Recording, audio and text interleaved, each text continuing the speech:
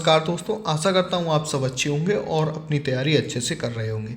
आज हम मैथमेटिक्स का प्रैक्टिस सेट नंबर 3 लेकर आए हैं। अगर आपने हमारे पुराने दोनों प्रैक्टिस सेट नहीं देखे हैं तो लिंक डिस्क्रिप्शन में मिल जाएगा या आप हमारी प्लेलिस्ट से जाकर देख सकते हैं। साथ में आप जीके जीएस या रीजनिंग की क्लासेस के लिए भी आप हमारी प्लेलिस्ट या डिस्क्रिप्शन में लिंक मिल जाएगा, वहाँ से देख सकते हैं। तो चलिए बिना किसी देर के वीडियो शुरू करते हैं। लेकिन वीडियो शुरू करने से पहले अगर आप हमारे चैनल पर नए हैं तो प्लीज़ चैनल को सब्सक्राइब जरूर करें, और अगर अभी तक आपने हमारा टेलीग्राम चैनल ज्वाइन नहीं किया है तो लिंक डिस्क्रिप्शन में आप वहाँ से ज्वाइन कर सकते हैं।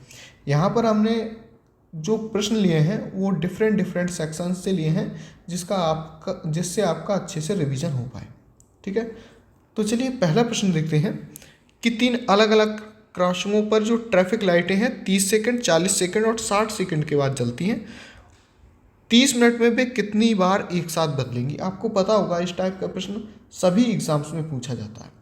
अब यहाँ पर सिर्फ एक बात ध्यान देने की होती है कि जब भी कभी इस प्रकार का प्रश्न पूछा जाए कि 30 सेकंड अलग अलग टाइमिंग दी हो कि 30 सेकंड, 40 सेकंड और 60 सेकंड के बाद बदलती हैं या जलती हैं, ठीक है, या घड़ी की सुइयाँ एक साथ मिलती हैं, ठीक है, इस तरीके के प्रश्न जब भी पूछे जाएं तो हमें पहले इन टाइमिंग्स को एलसीएम निकाल लेते हैं। ठीक है, फिर हमें ये पता लग जाता है इससे कि वो एक साथ, जैसे इसमें दे रखा है कि कितने सेकंड के बाद बदलती हैं, तो हमें ये पता लग जाएगा कि वो एक साथ कितने सेकंड के बाद बदलती हैं। उसके बाद हम ये आराम से निकाल सकते हैं कि वो 30 मिनट में या 1 घंटे 2 घंटे में जो भी दिया हो प्रश्न में वो कितनी बार एक साथ बदलेंगे। ठीक है, तो यहाँ से हम पहले एलसीएम निकालते हैं। तो पहले एलसीएम यानी कि लासा को हम ट्रेडिशनल मेथड से निकालेंगे और बाद में शॉर्ट ट्रिक से भी निकालेंगे। ठीक है, तो यहाँ पर हम देखेंगे तो 30 से 40 और 60 का जो लासा है यानी कि जो एलसीएम है वो ट्रेडिशनल मेथड से निकालेंगे। ठीक है, फिर एक शॉर्ट ट्रिक देखेंगे तो 2 से जब काटेंगे से तो 15 आएगा, फिर ये 20 आएगा, और 60 के लिए काटेंगे तो 30 आएगा, फिर 2 से काटेंगे तो 15, ये 10 आ जाएगा और ये 15 है, फिर इससे 2 से काटेंगे तो ये 15 रहेगा और ये 5 हो जाएगा और ये 15 रहेगा। अब इसे 3 से काट लेंगे तो ये 15, 3 पंजे 15, 5 हो जाएगा और 5 का 5 रहेगा और 3 पंजे 15। अब इसे 5 से काट लेंगे तो 1, 1 और 1। ठीक है, तो जो एलसीएम आया यानी कि जो लासा आया वो हमारा आया 2 दूनी 4, 4 दूनी 8, 3 24, 24 पंजे 120, यानी कि 120। चूँकि ये सेकंड में दिया था तो ये आएगा हमारा 120 सेकंड, मतलब 2 मिनट। इसका मतलब ये होता है कि ये जो लाइटें 30 सेकंड, 40 सेकंड और 60 सेकंड के बाद बदलती थी वो तीनों एक साथ 120 सेकंड या 2 मिनट के बाद एक साथ बदलेंगी। ठीक है, जब एक साथ 2 मिनट बाद बदलेंगी तो 30 मिनट में वो कितनी बार बदलेंगी, तो हम बहुत आसानी से निकाल सकते हैं। 30 मिनट के लिए 2 मिनट से भाग कर दें। ठीक है, तो यहाँ कितना आएगा आंसर, 15 बार, यानी कि 15 बार 15 टाइम्स क्या होगा, ये बदलेंगी। तो इसका सही आंसर हुआ पहला। यहाँ पर एक थोड़ा सा हम और ट्रिक देखेंगे कि जैसे जो एलसीएम हमने एक ट्रेडिशनल मेथड से निकाला तो 30, 40 और 60। ठीक है, इसको हम एक और तरीके से भी निकाल सकते हैं, बस थोड़ा सा आपको दिमाग लगाना होगा। जब भी एलसीएम निकालते हैं तो एलसीएम वह संख्या होती है जो दी गई संख्याओं से पूर्णतः विभाजित हो जाए। ठीक है, तो वह संख्या हम यहाँ पर सबसे बड़ा नंबर पकड़ते हैं, यानी जैसे 3 नंबर ये दिए हैं 30, 40 और 60, तो हम यहाँ पे सबसे बड़ा नंबर पकड़ेंगे। यहाँ सबसे बड़ा नंबर है 60, तो 60 पकड़ेंगे। अब 60 को ये देखेंगे क्या 60 जो है इन दोनों में से किसी नंबर से डिवाइड हो सकता है, बिल्कुल हो रहा है। तो 30 से तो ये डिवाइड हो ही गया कंप्लीटली। जब 30 से डिवाइड हो जाएगा तो इसका मतलब ये हुआ 30 और 60 का जो एलसीएम होगा वो 60 होगा। बट अभी भी हमें 40 अब 60 का एलसीएम निकालना होगा। तो 40 को हम इस बहुत आसानी से टुकड़ों में बांट सकते हैं, तो 2 × 20 हो जाएगा, और 60 को हम बांटेंगे तो 3 × 20 हो जाएगा। एक हमने कॉमन फैक्टर ले लिया 20। ठीक है, जिससे क्या होगा, सवाल बहुत आसान हो जाएगा। और यहाँ से 20 को निकालेंगे और बाकी 2 × 3। ठीक है, तो कितना हो गया, 2 3 6, 6 दूनी 12, 120। ठीक है, तो 120 यहाँ पर भी आया था, 120 ऐसे ही आया। और यहाँ से चेक कर लेंगे कि 120 तीनों से डिवाइड होना चाहिए, तो देखिए तीनों से अलग अलग डिवाइड भी हो रहा है, तो इसका मतलब 120 हमारा सही आंसर था। तो इस तरीके से भी आप थोड़ा सा अगर निकालेंगे ट्रिक से तो थोड़ा आपका टाइम बच जाएगा। ठीक है, तो बाकी इसका आंसर 15 होगा। बढ़ते हैं नेक्स्ट प्रश्न पर। प्रश्न नंबर 2 है, देखिए यहाँ पर कि एक व्यक्ति की आयु अभी अपने पुत्र की आयु की 3 गुनी है। 15 वर्ष में उसकी आयु पुत्र की आयु की दुगनी हो जाएगी। पुत्र की वर्तमान आयु पूछी है। हमने अभी वर्तमान आयु मान लेते हैं कोई व्यक्ति की आयु और पुत्र की आयु। ठीक है, हमने मान ली पुत्र की आयु x है, तो कह रहा था एक व्यक्ति की आयु अभी अपने पुत्र की आयु की 3 गुनी है। तो जो वर्तमान में बात हो रही थी, वर्तमान या अभी, हमने मान ली पुत्र की आयु x है, तो कह रहा था व्यक्ति की आयु 3x है, यानी कि अगर पुत्र की आयु 10 साल है तो व्यक्ति की आयु 30 साल होगी। ठीक है, x एंड 3x। अब कह रहा है 15 वर्ष में, यानी कि 15 वर्ष बाद, तो दोनों में हम 15 जोड़ दे रहे हैं, तो x + 15 है और 3x + 15 है। ठीक है, 15 वर्ष बाद उसकी आयु पुत्र की आयु की दुगनी हो जाएगी। जो व्यक्ति की जो आयु है वो अपने पुत्र की आयु की दुगनी हो जाएगी। बस इतना करना था। ठीक है, यही तो कह रहा है कि जो व्यक्ति की आयु है 15 वर्ष बाद वो दुगनी हो जाएगी। तो 15 हमने जोड़ा था और हमने व्यक्ति की आयु पुत्र की आयु की दुगनी कर दी। तो हम यहाँ पर देखेंगे 3x + 15 = 2x + 20। 15 की 2 से गुणा करेंगे तो 30 आ जाएगा। जब 2x को 3x की तरफ लाएंगे तो इधर से जब इधर लाएंगे तो ये माइनस का हो जाएगा, यानी 3x में से 2x घट जाएगा तो x बचेगा। और 15 को इधर ले जाएंगे तो ये प्लस है, उधर जाके माइनस हो जाएगा, यानी 30 में से घट जाएगा तो 15 बचेगा। तो जो x था, जो वर्तमान आयु पूछी थी पुत्र की आयु, वो हमने x ऑलरेडी मानी थी, तो x 15 आ गया। तो इसका मतलब क्या हुआ, पुत्र की जो वर्तमान आयु है वो 15 वर्ष है। तो option number D is the correct answer. बढ़ते हैं नेक्स्ट प्रश्न पर। प्रश्न नंबर देखिए 3 है कि 240 ग्राम की एक मिश्र धातु में तांबे और लोहे का अनुपात 7:5 है। मिश्र धातु में लोहे की कितनी मात्रा मिलानी चाहिए ताकि तांबे और लोहे का अनुपात 7:13 आ जाए। बहुत अच्छा प्रश्न है और इस टाइप के ही प्रश्न एग्जाम्स में अक्सर आते हैं। ये मिक्सर से संबंधित सवाल है। तो ध्यान दीजिए, टोटल 250 ग्राम की मिश्र धातु है। लोहे और तांबे का जो अनुपात है वो 7:5 है। ठीक है, तो हम यहाँ पर तांबे को, अगर तांबे की मात्रा निकालें तो तांबे की मात्रा कितनी होगी, वो होगी 7/12 गुणा 240। ये कैसे हुआ, ठीक है, इसे ध्यान देने की बात है। अगर आपने हमारा कल का वीडियो देखा हो तो हमने कहा एक, जैसे मान लीजिए A/B अगर 2:3 है, ठीक है, और हमें ये पता लगाना है B कितना होगा, तो B जो होगा वो होगा 3/5। कैसे हुआ ये, और ध्यान दीजिए कि अनुपात A/B का मतलब 2/3 हुआ।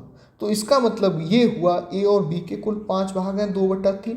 ठीक है, और हमें यहाँ से B निकालना है, तो B कितना होगा 3/5 हो जाएगा। ठीक है, B कितना होगा 3/5 हो जाएगा। जैसे अगर हम इसमें देखें, अभी जैसे दिया हुआ है वो ये दिया हुआ है कि मिश्र धातु में तांबे और लोहे का अनुपात 7:5 दिया है, कि जो कॉपर और जो आयरन है वो 7:5 दिया है, यानी टोटल 12 यूनिट्स हुई टोटल। ऐसे मान लीजिए एक एक यूनिट मानिए, तो 12 यूनिट्स हुई। और हमें यहाँ पे निकालना है तांबे का, तो तांबे का कितना होगा 7/12, यानी कि 12 में से 7 यूनिट तांबे की है। और टोटल था 240 ग्राम, चूंकि ये तो हमने 1 यूनिट के हिसाब से माना था, तो 240 के हिसाब से कितना होगा 7/12 गुणा 240। ठीक है, अब सवाल को आगे करते हैं कि तांबे की मात्रा 7/12 गुणा 240 हो गई। ठीक है, तो यहाँ से 12 दूनी 24 और 7 दूनी 140, यानी कि 140 ग्राम तो हमारा तांबा हुआ। तो लोहे की मात्रा कितनी होगी, तो लोहे की मात्रा जो 240 में से हम 140 घटा देंगे तो बराबर 100 ग्राम हुआ हमारा लोहा। अब क्या कह रहा है कि मिश्र धातु में लोहे की कितनी मात्रा मिलानी चाहिए। मान लीजिए हमने इसमें कुछ x मात्रा मिला दें, तो वो कह रहा है जो अनुपात है वो 7:13 हो जाता है, यानी कि जो तांबा 140 ग्राम है और लोहे में मान लीजिए हमने कुछ x मिला दिया, तो जो नया अनुपात हो जाता है वो 7/13 हो जाता है। ठीक है, अब यहाँ से हम इसे सॉल्व कर लेंगे।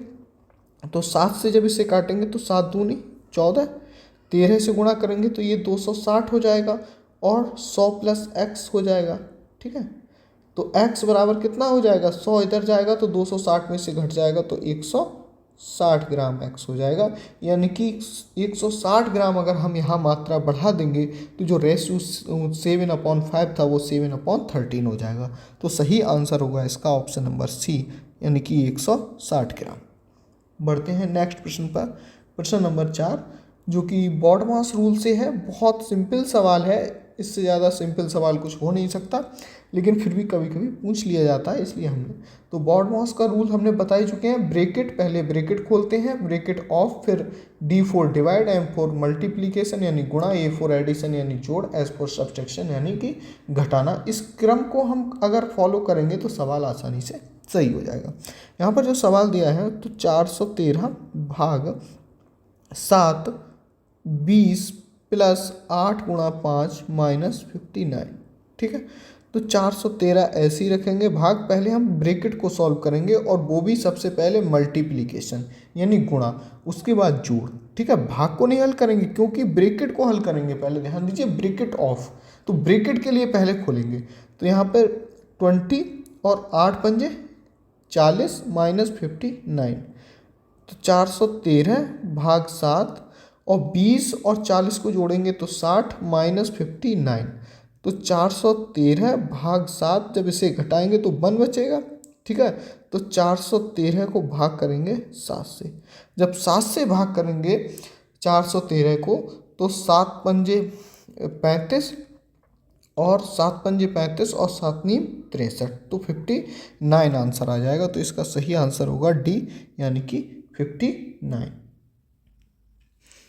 बढ़ते हैं नेक्स्ट क्वेश्चन पर। देखिए नेक्स्ट प्रश्न है 5 नंबर है कि 4 अंकों की वह सबसे छोटी संख्या ज्ञात कीजिए जो एक पूर्ण वर्ग है, ठीक है। तो 4 अंकों की पहले सबसे छोटी संख्या ज्ञात कर लेते हैं। 4 अंकों की सबसे छोटी संख्या, तो 4 अंकों की पहले सबसे छोटी संख्या कितनी होती, 1000, ठीक, 1000 हुई। अब हमें ये बताना है कि ये एक स्क्वायर रूट होगा। इसको करने के 2 तरीके हैं, या तो हम ऑप्शन से देख लें, ठीक है, तो ऑप्शन से देख लें, अथवा हम देख लें ट्रेडिशनल मेथड। तो पहले हम ट्रेडिशनल मेथड को प्रेफर करेंगे। 1000 लिखा, 1000 का हम पहले वर्गमूल निकालेंगे। वर्गमूल हम वर्ग विधि द्वारा निकालेंगे, तो हम 2 2 के जोड़े बनाएंगे और इस तरीके से इसके लिए लिख देंगे, ठीक है। इस तरीके से लिखा।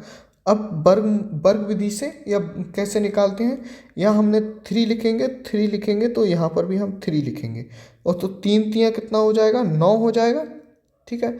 यहाँ बचेगा हमारा 1, और चूंकि जोड़ा है तो हम जोड़े के साथ ही उतारेंगे, ठीक है। तो यानी 2 0 उतार लिए, तो 3 और 3 6 हो जाएगा। अब यहाँ 3 है तो मिनिमम हम यहाँ 1 लिखेंगे, 1 लिखेंगे तो हम यहाँ पर 61 लिखेंगे, 1 लिखेंगे, लेकिन 1 लिखने पर कुछ नंबर हमारे पास बच जाएगा, और जो नंबर बचेगा वो हमें 1000 में से घटाना पड़ेगा। जब हम 1000 में से कुछ घटाएंगे तो वो संख्या 4 अंकों से कम की हो जाएगी, लेकिन हमसे पूछा है संख्या 4 अंकों की ही रहनी चाहिए, ठीक है। तो हम यहाँ पे क्या करेंगे, 1 1 ना लिख के एक एक नंबर थोड़ा ज़्यादा डालेंगे यहाँ पे, यानी कि ज़्यादा लगाएंगे। कैसे, 3 और 3 6 हुआ, इसको बनाएंगे तो 2 और 2 बनाएंगे, ठीक है। जब 2 2 बनाया तो 2 यहाँ रखा हमने, तो 2 दूनी 4 और 6 दूनी 12, 124 रखा। इसका मतलब ये हुआ कि -24 आया, यानी कि मतलब ये हुआ यहाँ पर कम से कम 124 होना चाहिए था, यानी कम से कम यहाँ पर 24 और होना चाहिए था। तो जो 24 माइनस बचा, यानी कि एक कम से कम कितना होना चाहिए था, 1000 प्लस 24, यानी कि कम से कम 1024 होना चाहिए था, तब ये संख्या कंप्लीटली स्क्वायर रूट होती, जो कि सबसे छोटी संख्या होती, ठीक है। तो सही आंसर हुआ इसका ऑप्शन नंबर 3 1024। बाकी आप देखेंगे यहाँ पर कोई भी कंप्लीटली स्क्वायर रूट नहीं होगा, तो 1024 यहाँ पर स्क्वायर रूट होगा, ठीक है। अगर मान लीजिए यहाँ पर फिर से मैं रिपीट कर रहा हूँ, अगर हम 1 1 ले लेते जैसे यहाँ पर, तो फिर क्या होता, वो संख्या हमें घटानी पड़ती 1000 में से। जब घटाते तो वो संख्या 4 अंकों की ना होकर 3 अंकों की होती, इसलिए हमने 2 2 करके इस सवाल को यहाँ 2 2 रख के इस सवाल को बनाया है, ठीक है। बढ़ते हैं नेक्स्ट प्रश्न पर। प्रश्न नंबर 6 देखिए कि एक टेबल का विक्रय मूल्य यानी कि एसपी 1972 तथा हानि 32% है। यदि विक्रय मूल्य 3000 है तो लाभ ज्ञात कीजिए। ठीक है, एक टेबल का विक्रय मूल्य एसपी कहते हैं, जैसे सेलिंग प्राइस, विक्रय मूल्य दिया है रुपये 1972 और इस पे जो हानि दी है वो दी है 32%। अब हमें यहाँ पर क्रय मूल्य निकालना है, क्रय मूल्य यानी कि सीपी। ठीक है, क्रय मूल्य यानी कि सीपी यहाँ पर हम निकालेंगे, क्योंकि जो हानि होती है या लाभ होता है वो मैक्सिमम टाइम सीपी पर ही यानी कि क्रय मूल्य पर काउंट किया जाता है।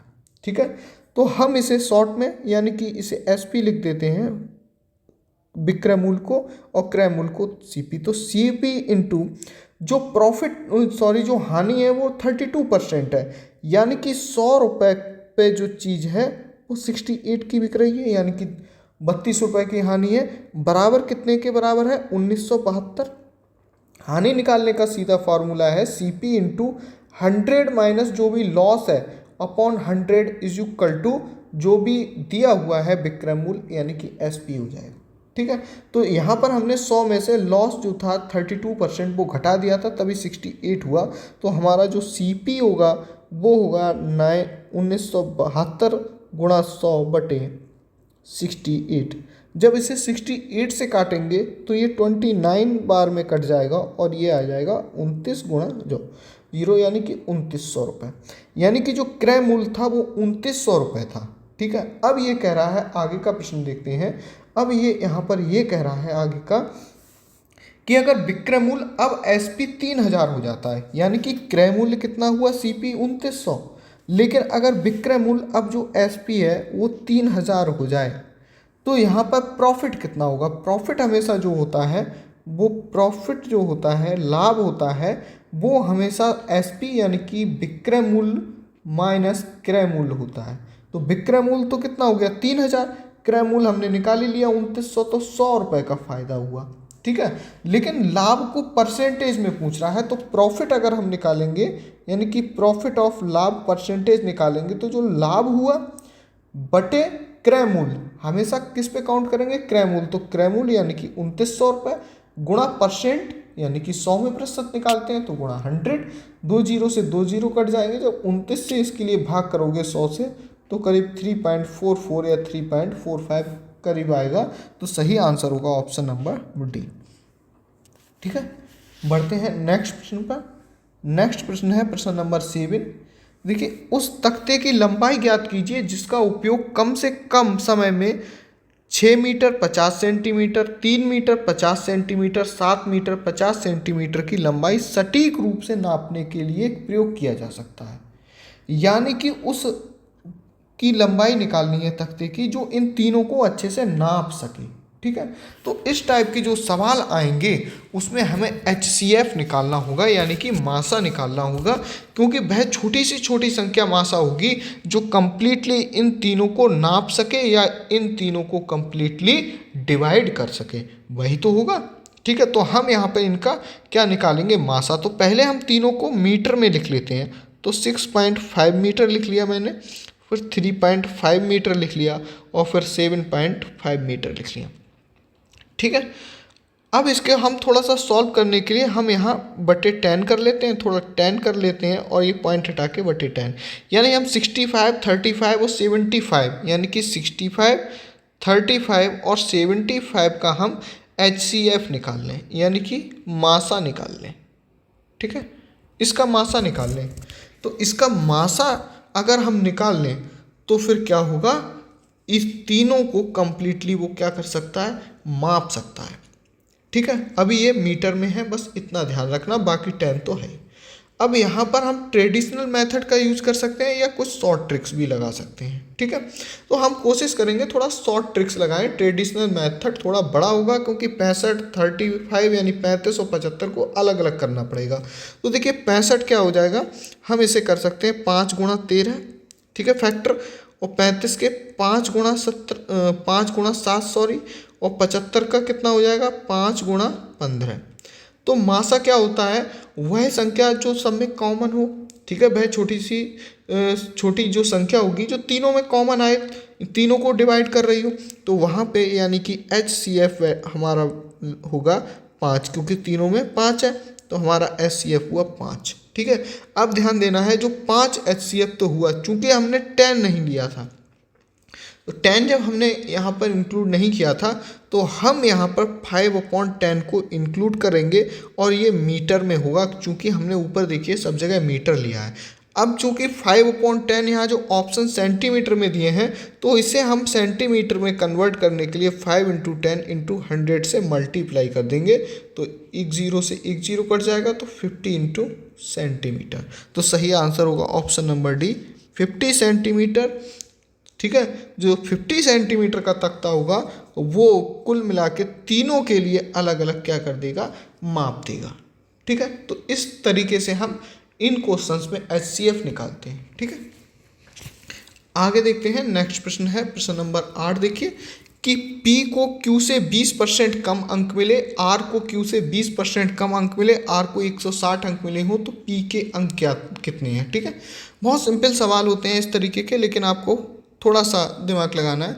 हमने P, Q और R लिख लिया, बहुत सिंपल्स। ठीक है, टेक्निक्स लगाओगे तो आप आसानी से कर पाओगे। P, Q को, R को हमने लिख लिया। कह रहा है कि P को Q से 20% कम मिले। हम मान लेते हैं, लेट सपोज कि Q को 100 अंक मिले, तो इसका मतलब P के लिए 80 अंक मिलना चाहिए। 20% कम मिले तो 100 में 20 कम होगा, तो P को 80 मिलेगा। ठीक है, अब कह रहा है R को Q से 20% कम मिले, यानी कि R के लिए भी Q से 20% कम मिले, तो R को भी 80 मिले। ठीक है, तो इसका अब ये कह रहा है कि R को 160 अंक मिले हों, यानी कि जो R को अंक मिले वो 160 मिले। ठीक है, तो P के कितने अंक मिले। देखो जाहिर सी बात है, यहाँ से दोनों तरीके से क्वेश्चन सीधा सीधा निकलेगा कि 80 का मतलब हो रहा है 160। ठीक है, कि 80% अंक मिले तो इसका मतलब 160 अंक मिले। तो भैया ये बताओ, जब P को 80% मिलेंगे तो इसके लिए भी तो 160 ही मिलेंगे। तो सही आंसर कितना हुआ, ऑप्शन नंबर बी 160। लेकिन अगर हमें यहाँ से ये पूछा हो कि Q को कितने अंक मिले, जो कि प्रश्न में हालांकि पूछा नहीं गया है, पूछा जा सकता है, तब हम यहाँ पे क्या करेंगे, फिर हम यहाँ पे करेंगे बहुत सीधा सीधा देखेंगे कि 80% का मतलब हुआ 160, यानी कि 80 को अगर 160 से भाग करेंगे तो 1% का मतलब होगा 2। ठीक है, 2 यूनिट्स। तो इसका मतलब ये हुआ, अगर 100% अंक इसको मिल रहे हैं तो इसको कितने मिलेंगे, गुणा 2 बराबर 200 अंक। ठीक है, तो अगर हमको ये पूछा जाता कि Q को कितने अंक मिले, तो हमें Q को बताते 200 अंक मिले। जबकि हमसे P को पूछा गया था, तो P को तो वैसे ही ऐसे निकाल सकते हैं। 80 को जब 80% 160 के बराबर है, तो ये भी 80% 160 के बराबर होगा, और अन्यथा 1% 2 के बराबर है, तो 80% को 2 से गुणा करेंगे तो 160 के बराबर हो जाएगा। ठीक है, तो सही आंसर होगा ऑप्शन नंबर बी। बढ़ते हैं नेक्स्ट प्रश्न पर। प्रश्न नंबर 9 है। देखिए 80 का 30% कितना बड़ा है 25 के हिस्से 4/5 से। बड़ा अच्छा प्रश्न है, इस टाइप के प्रश्न बहुत पूछे जाते हैं विभिन्न एग्जाम में। तो 80 का 30% निकालेंगे, तो पहला केस है कि 80 का 30%। तो 80 का जो 30% होगा, तो 80 गुणा 30/100, यानी कि दोनों जीरो काटेंगे तो 8 × 24। दूसरी बात देखिए, कह रहा है कि 25 का जो हिस्सा है वो 4/5, तो 4/5 यानी कि 4/5 से गुणा कर लेंगे, तो 5 × 25 और 5 चौक 20। अब कह रहा है कितना बड़ा है, यानी कि 24 में से 20 घटाएंगे तो यहाँ पर कितना आ जाएगा, आंसर 4। तो ये 4 बड़ा है, तो option number first correct answer होगा। बढ़ते हैं नेक्स्ट प्रश्न पर। नेक्स्ट प्रश्न नंबर 10 है। एक खुदरा विक्रेता अपने उत्पादों पर क्रय मूल्य से 25% अधिक मूल्य अंकित करता है। यदि किसी ग्राहक को 20% की छूट मिलती है, तो खुदरा विक्रेता के लिए लाभ प्रतिशत कितना है। इस टाइप के भी प्रश्न बहुत आते हैं। सारे प्रश्न मैंने बहुत अच्छे रखे हैं, लेकिन आपको थोड़ी सी टेक्निक्स लगानी है। ठीक है, एक खुदरा विक्रेता जो है अपने उत्पादों पर क्रय मूल्य से 25% अधिक अंकित मूल्य करता है, यानी कि एक CP मान लीजिए यानी कि क्रय मूल्य, और एक MP मान लीजिए जो मार्किंग प्राइस है, अंकित मूल्य है। ठीक, अब ये हमने मान लिया अगर वो CP यानी कि क्रय मूल्य 100 रखता है, ठीक है, यानी कि ये क्रय मूल्य है, ठीक, और ये अंकित मूल्य है, तो इसका मतलब 125 रख रहा है, यानी कि क्रय मूल्य 100 था तो उसने 25% बढ़ा के MRP को प्रिंट किया, यानी 125 प्रिंट किया। यदि किसी ग्राहक को 20% की छूट मिलती है, यानी कि अब छूट ग्राहक को किस पे देगा, वो MRP पे देगा। जब इस पे 20% की छूट देगा, 20% की छूट या डिस्काउंट देगा, तो 125 का बेटा 20% कितना होगा, 25 रुपये हो जाएगा, यानी कि 125 गुणा 20/100, तो 20 पंजे 100 और 5 से काटेंगे तो ये 25 हो जाएगा, ठीक है। यानी कि वो 25 रुपये की छूट दे देगा, तो बेचेगा कितने में, फिर से वो सेल करेगा, यानी कि SP कितना हो जाएगा, सेलिंग प्राइस, यानी कि विक्रय मूल्य कितना हो जाएगा, फिर 100 रुपये हो जाएगा, जिसे हम विक्रय मूल्य कहते हैं। तो ये बताना है उसको लाभ कितना हुआ। अब ध्यान दो, जितने में उसने क्रय किया था 100 रुपये में, और अंततः फिर से वो 100 रुपये में ही बेच रहा है, तो उसे लाभ की परसेंटेज कितना होगा, प्रॉफिट तो उसका 0 हुआ। जब प्रॉफिट 0 हुआ तो प्रॉफिट परसेंटेज भी तो 0 होगा, तो प्रॉफिट परसेंटेज भी 0 होगा। तो सही आंसर होगा ऑप्शन नंबर फर्स्ट, यानी कि प्रॉफिट परसेंटेज 0 होगा। बढ़ते हैं नेक्स्ट प्रश्न पर। प्रश्न नंबर 11 है कि साहिल ने 1 रुपये में 12 टॉफी खरीदी। बहुत इंपॉर्टेंट प्रश्न है, बहुत इंपॉर्टेंट प्रश्न, इस वीडियो का सबसे ज़्यादा इंपॉर्टेंट प्रश्न है ये, कि साहिल ने 1 रुपये में 12 टॉफी खरीदी, 20% का लाभ प्राप्त करने के लिए उसे 1 रुपये में कितनी टॉफी बेचनी चाहिए। अब देखिए, 1 रुपये में 12 टॉफी खरीदी, तो जो टॉफियों का क्रय मूल्य था, यानी कि देखिए 1 रुपये में उसने कितनी टॉफी खरीदी, 12, ठीक है। तो एक टॉफी का क्रय मूल्य कितना होगा, 1/12 रुपये, सीधी सीधी बात है, 1/12 रुपये। भाई 1 रुपये में 12 टॉफी खरीदेगा तो एक टॉफी का क्रय मूल्य 1/12 हो जाएगा, ठीक। अब कह रहा है कि इस पर 20% का लाभ प्राप्त करना चाहता है। अगर इस पर 20% का लाभ प्राप्त करे तो 1/12, यानी कि जो 100 रुपये की चीज़ है उसे अब 120 रुपये में सेल करें। ऐसे ही तो निकालते हैं प्रॉफिट कैसे निकालेंगे, जो CP है, CP गुणा 100 प्लस प्रॉफिट अपॉन 100, ठीक। तो इस तरीके से हम इसका जो निकालेंगे, तो ये 100 रुपये की चीज़ 120 में बेचेगा, तो 12 धाई 120 और 10 धाई 100, यानी 1/10, ठीक है। जो इसका क्रय मूल्य एक तरीके से हुआ कितने में बेचनी चाहिए, वो 1/10, यानी कि फिर एक टॉफ़ी का जो मूल्य हुआ वो 1/10, तो 1 रुपये में कितनी टॉफ़ी बेचनी चाहिए, कुल 10 टॉफ़ी बेचनी चाहिए, ठीक है। तो जो यहाँ पर 1 रुपये में 10 टॉफ़ी बेचनी चाहिए, तो सही आंसर होगा ऑप्शन नंबर डी। बहुत कठिन सवाल नहीं है, लेकिन आपको थोड़ी सी मेहनत करनी है, थोड़ी सी टेक्निक्स लगानी है, ठीक है।